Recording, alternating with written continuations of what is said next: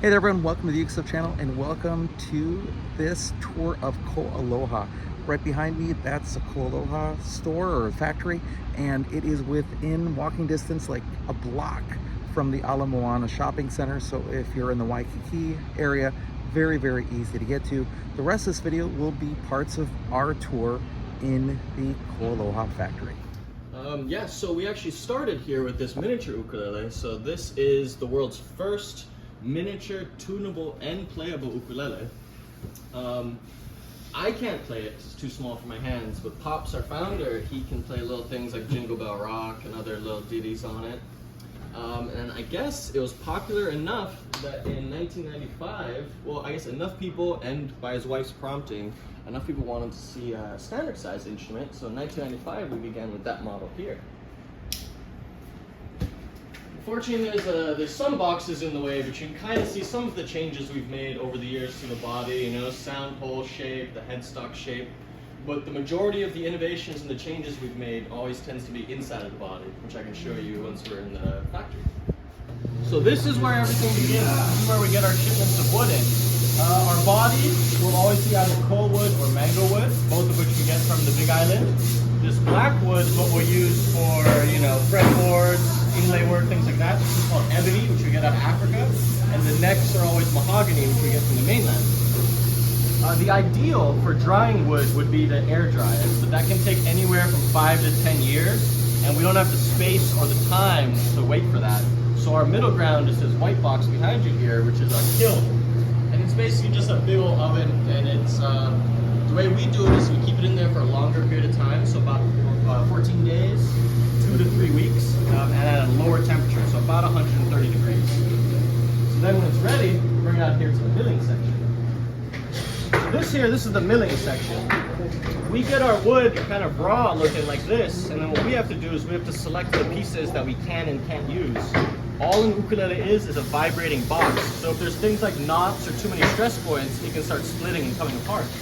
So we have to be rather selective. So this reddish brown wood here, this would be the koa wood, and then the yellowish, whitish wood, that's mango wood. I don't know how much you guys know about koa wood, but we actually have enough koa on the islands to supply the whole world for a lifetime. However, 80% is protected by the state, which is why it's so rare and so valuable and so hard to get your hands on. Mango wood is arguably less rare because it grows in any tropical climate. However, no one grows mangoes for the wood, and no one wants to cut their fruit trees down, so for us as ukulele builders, mango wood is the hardest wood to get our hands on, at least between koa and mango wood. So once we've selected the right pieces, we'll chop them down to little fillets and then create these. These will become the faces and the backs. And how we get them to match up is we use a technique called book matching, where we mirror the grain to try and get it to look like one continuous piece. So for the wraps, the outside, we would do the same thing like this. We could use pieces of wood that's about this big, just equally across.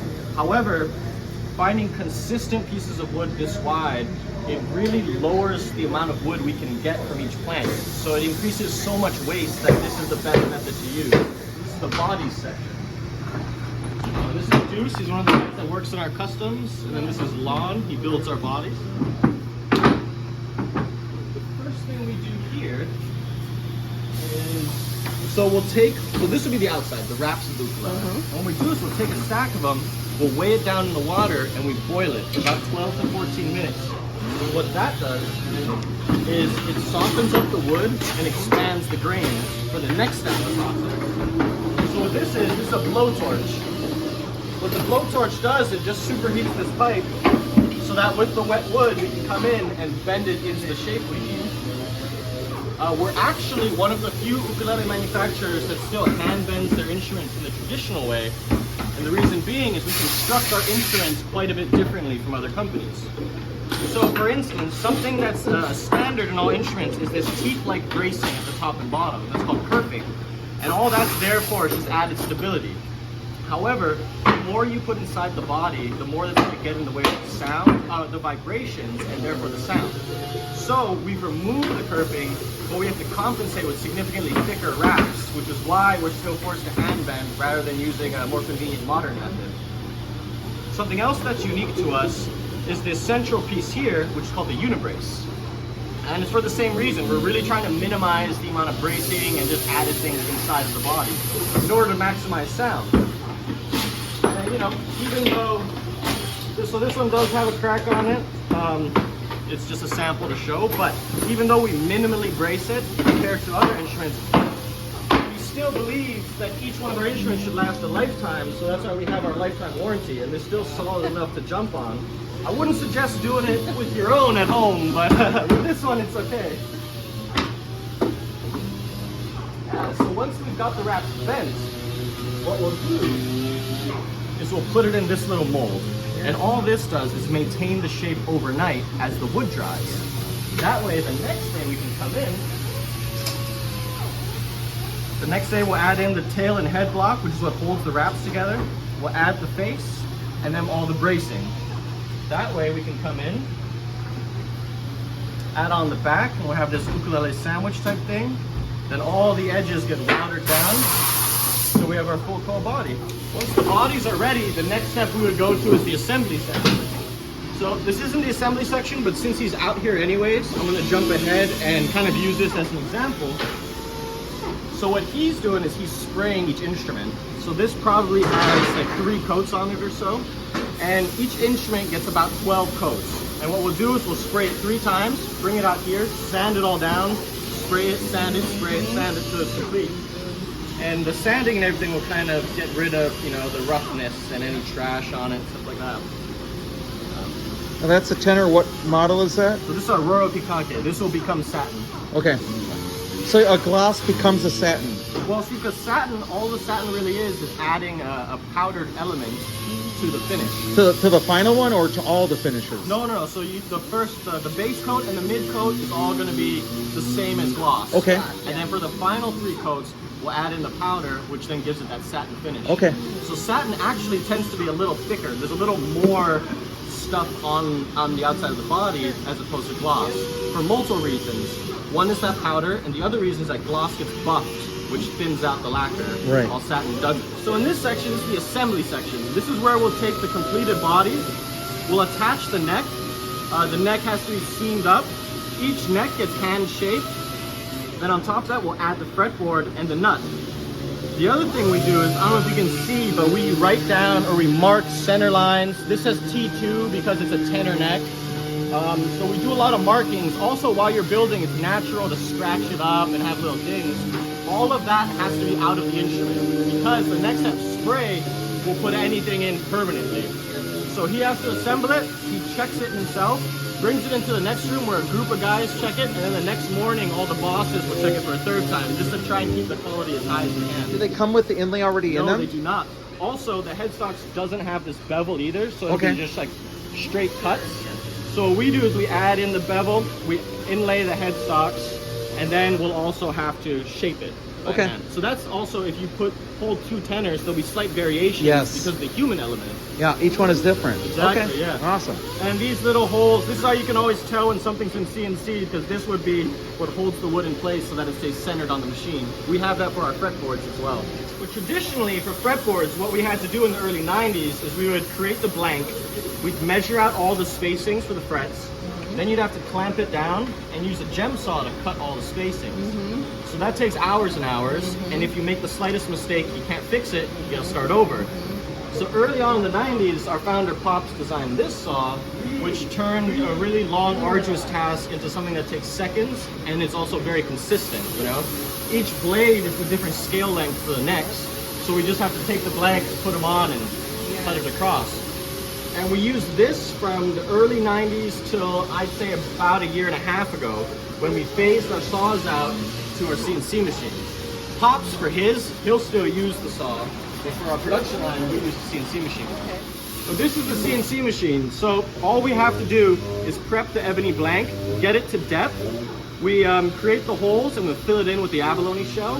Then we just line it up with these little pegs into the spacings here, and it'll cut the fretboard out for us. And also see, that one is currently working on our bridges. Yeah. So our bridges and our fretboards are all done with the CNC machine.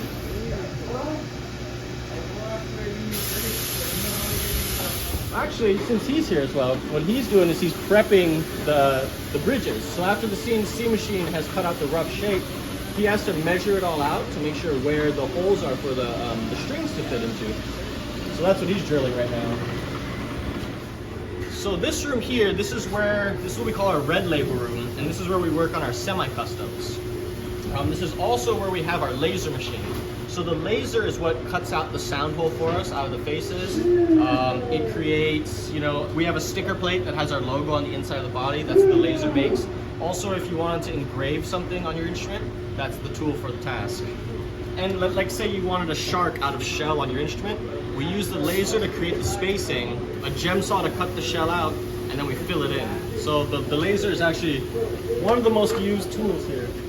So this is the red label room where they're working on the semi-customs. You can see the design is a little different. They add extra bracing on the inside because this is going to have binding. So this edge here is going to become thinner, and they put a nice little wrap around it. Because of the way that they build, the more bells and whistles you add to your instrument, the more you have to brace.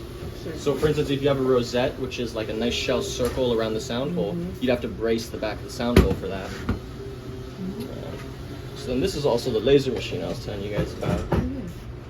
You can see a little project for someone. I don't know who asked for this, but someone wanted a dyed instrument. And this would be an example of how the engraving looks. First thing is the book matching that I showed you guys earlier, where we try to mirror the grain, and this is how they would get braced. And the sound hole is also used, the laser machine cuts that out. Yeah. And then as for the other thing we'll do in here is we inlay the headstocks. So exactly what you were talking about earlier. Okay. So the CNC machine creates the spacing, and then we'll You've got the preset abalone, right? That just drops right in. So this, for instance, would be, one of the K's on the side. So cool. And like I said earlier, for customs, like a custom shape, we would cut out with like a gem saw or something like that. But since the logo is uniform on each instrument, we kind of get them in like these sticker books where the shell's pre-cut for us. Oh my gosh. Yeah, so this would be the down stem. We have the crowns, and each piece is just separate. You can see this is how they come out after the CNC machine. Yeah. So before, what we would do with the fret saw is it would cut all the way through, and then what we would add is binding on the outside. Oh, yeah. And the point to that is that, sometimes wood can expand and shrink. If it shrinks down, the fret wire can cut you up sometimes. So that binding, it added a little bit of stability, but the main reason was just to keep you from cutting your fingers. The CNC machine allows it to just cut it just shy of the edges, so that we can add in, so that we can add in our fret wire, which looks just like this. So this little teeth is what holds it in place.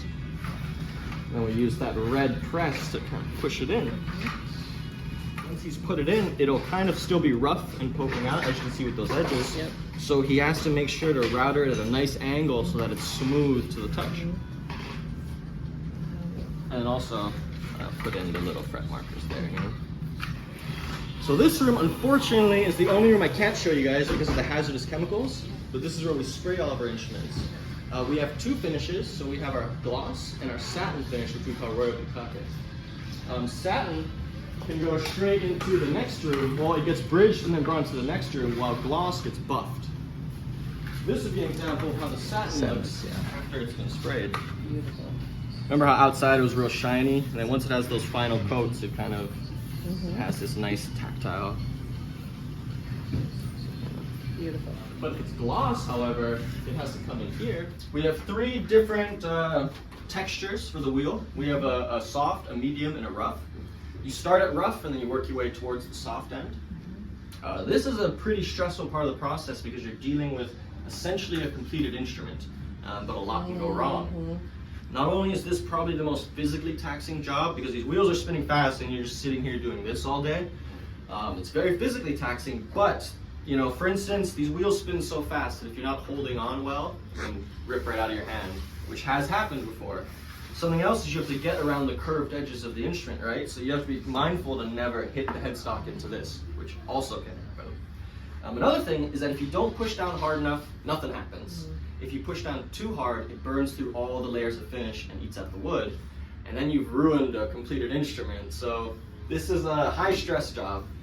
Is we would remove the tape, not from the fretboard yet, but just from down here, and then we add the bridge. So it'll go like that. And the bridge gets added on with mostly wood glue, but with an outside layer of super glue just for that quick bond. And then we have to make sure to let it sit to make sure that the wood glue fully dries before adding any kind of tension to it. And then when they're ready, they come into this room, which is our stringing room. So this would be the last leg of the journey. This is how we get our gloss looking. So in here, what we got to do is we have to remove the tape. You know, some lacquer makes it under the tape, so that has to get scraped up and cleaned off. Each hole has to get reamed. We'll string it, we'll peg it up. And the most important thing we do in here is notching. So this is where we take these little grooves and we file it to make sure that, first of all, it lowers the actions of the strings, making it a little easier to play. But the most important thing is that if these grooves are too big or too small for the string can bounce around in there, creating buzzing, which is a, you know, not a great sound. In here, we'll also do things like we'll add in pickups, we'll add strap buttons. This is where we decide what's a first and what's a second. So seconds will have cosmetic blemishes on them, which is the only things we sell here. Everything that's perfect, we ship off around the world. So here's some examples of like the mango wood. So as you can see, the mango wood's it's a little less pretty than the Koa, but I like it for the sound. It too. Actually, I also have an example of our black label. So this is Brian, the gentleman that you were speaking to out there. This is his personal custom.